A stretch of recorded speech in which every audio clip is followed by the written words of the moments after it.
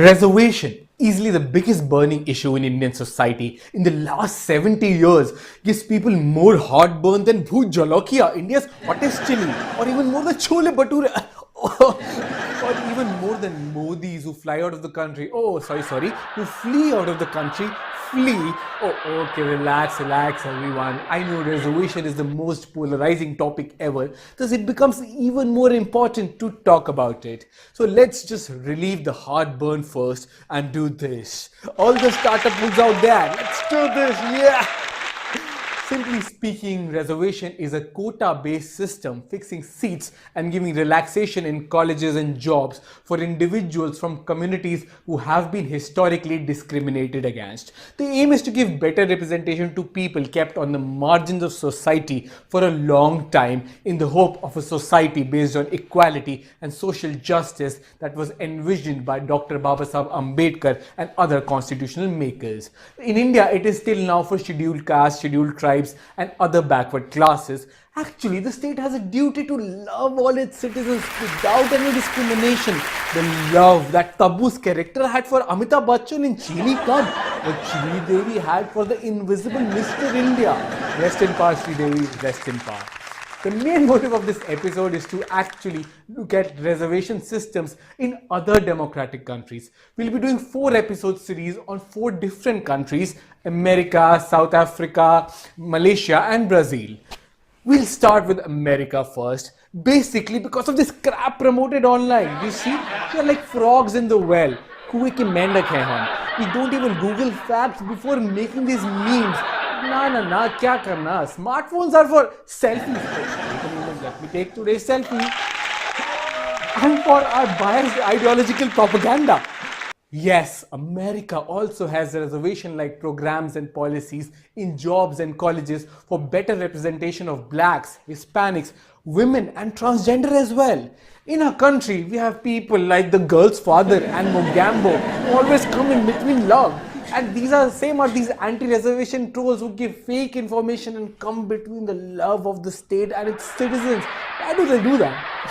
Secondly, we'll also see how the special policies came about in America, their success, and what all can we learn from their program for better implementation of reservation in India. What did you say there in the background? Can't learn from Trump's America. Oh, definitely we can. Trump is another frog in the White House who listens to frogs, and we won't. The beginning of reservation, or affirmative action as they call it in US, can be traced back to 1964 when the Civil Rights Act was made into law by then President Lyndon B. Johnson 188 years after America's independence. It was actually public debates and criticism of race-related inequalities during the civil rights movement of 1950s that put pressure on the government. If Dr. B.R. Ambedkar organized Dalits in India, it was Martin Luther King Jr. who started the wake-up alarm there. Wake up USA, time is up for white supremacy, blacks also have rights. According to a new book, when Black King Jr. met white President John F. Kennedy, the base was laid for the Civil Rights Act. The Negro baby born in America today, regardless of the section of the state in which he is born, has about 1/2 as much chance of completing a high school as a white baby, born in the same place on the same day. 1/3 as much chance of completing college.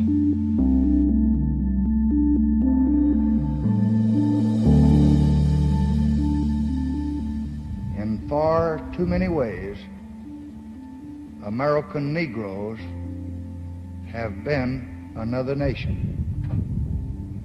deprived of freedom, crippled by hatred, the doors of opportunity closed to hope. I have a dream that one day every valley shall be exalted, and every hill and mountain shall be made low, the rough places will be made plain, and the crooked places will be made straight, and the glory of the Lord shall be revealed, and all flesh shall see it together. This is our hope. This is the faith that I go back to the South with. Faith. We will be able able to work together, to pray together, to struggle together, to go to jail together, to stand up for freedom together, knowing that we will be free one day. The Act prohibited discrimination on the basis of race as well as sex in hiring, promoting, and firing in employment. Over decades, through various executive orders, federal, state, and local organizations had to follow both compulsory and voluntary programs to not just give equal opportunities but work on proper representation of minorities and women as well. In India, reservation for religious minorities is not even an issue of debate, while the Women's Reservation Bill has been stuck in Parliament since eternity. This is India's hypocrisy number one. I'm giving numbers today because there are just too many and we'll keep counting them throughout the video. I hope you count with me. In America, it was not only about making a policy and then going to sleep. No. Wake up everyone, listen to me. Equal Employment Opportunity Commission, an independent enforcement agency, was also formed under the 1964 Act. It works for better implementation of policies that prevent discrimination of any kind in employment practices. Implementation, bro, implementation. That never ever happens in India. Never ever happens.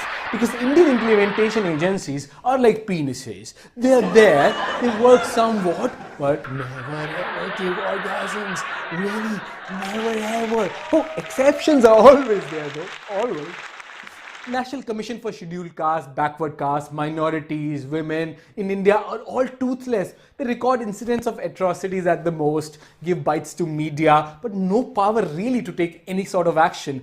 We are actually the argumentative Indians or the Bhakta Dillis. Same to same, huh? No action, no problem, sir. People forge caste certificates in India. Percentage of reservation is not even filled completely. No agency is there to keep watch on proper implementation of this less than 50% reservation. And that is our hypocrisy number 2 now.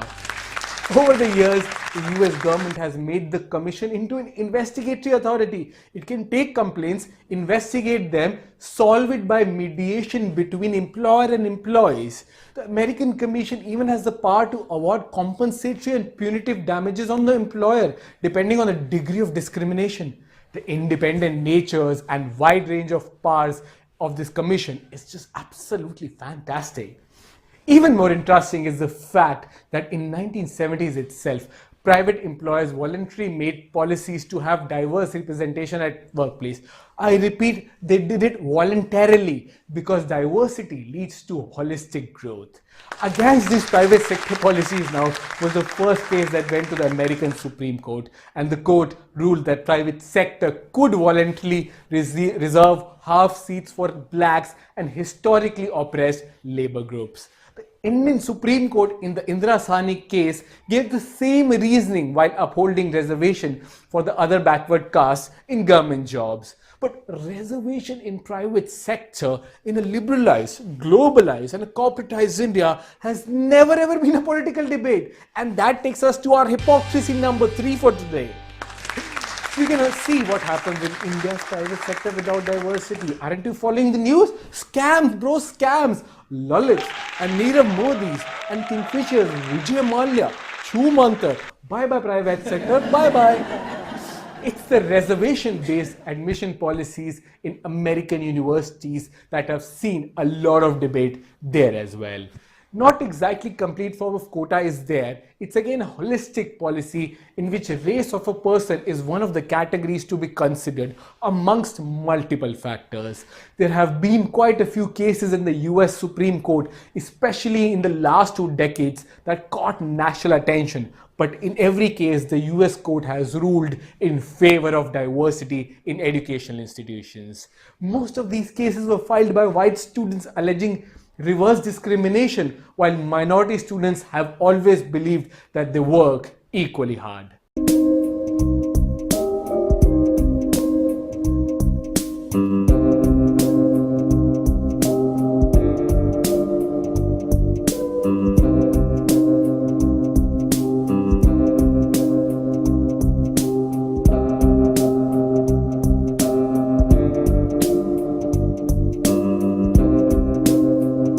I hope the court rules that that a student's race and ethnicity should not be considered when applying to the University of Texas. Seeing as race is probably one of the least parts of the holistic review process. I feel like it's harping on one of the things on the easiest thing that she could have went against. To hear people saying that some of us Latinos got in here easily and the only reason we got in here is because of our race, that's really disappointing. We worked just as hard as anyone else did to get here to UT.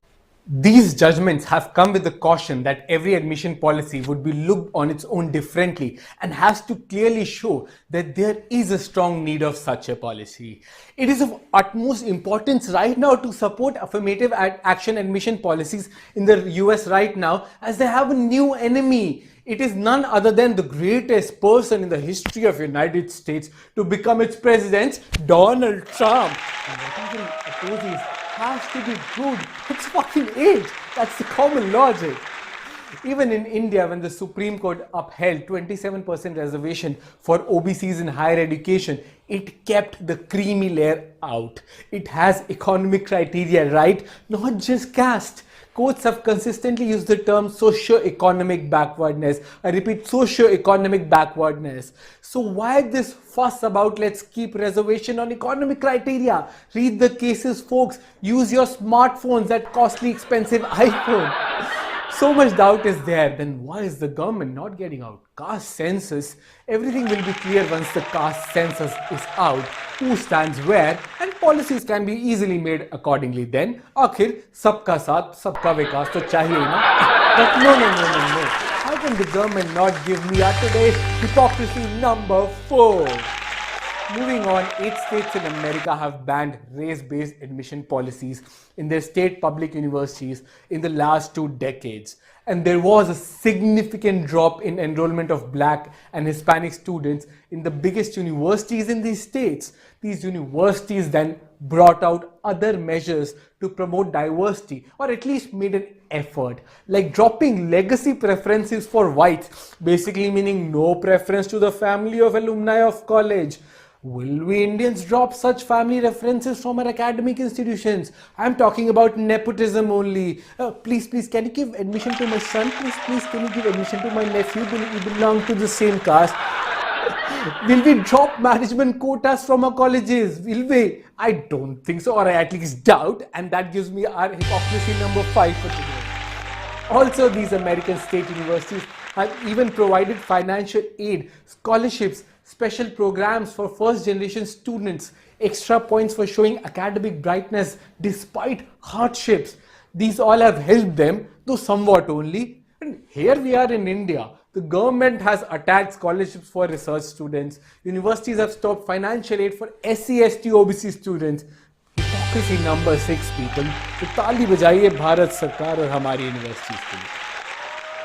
A recent report in the US also found that Black and Hispanic students still don't have representation at America's top colleges and universities in proportion to their population.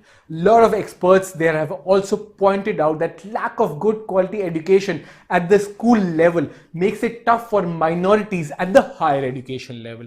So basic quality education at schools and reservation at top has to go hand in hand. We all know the state of government schools in India. Who goes to private schools? We, the most privileged general. Who goes to government schools? The others. And that's hypocrisy number 7. Rounding off, America became a country with one of the most holistic affirmative action programs after the then President Barack Obama signed an executive order in 2014 which prohibits federal organizations from discriminating on the basis of sexual orientation and gender identity as well. And we in India are still grappling with Section 377 and the transgender bill is yet to get passed from the Parliament. So hypocrisy number 8 of Supreme Court and the Parliament of India as well. And all these 8 hypocrisies combined gives us the last and the foremost hypocrisy, and that is the myth of the merit which stands exposed today, and that is our hypocrisy number 9. That's it for today's episode. In the next episode, we'll focus on South Africa. If you'd like to read a detailed cover story on this, do check out the link in description. If you liked it, share the video to spread the message. Subscribe to our channel if you want to see more such videos because sabka saath, sabka vikas.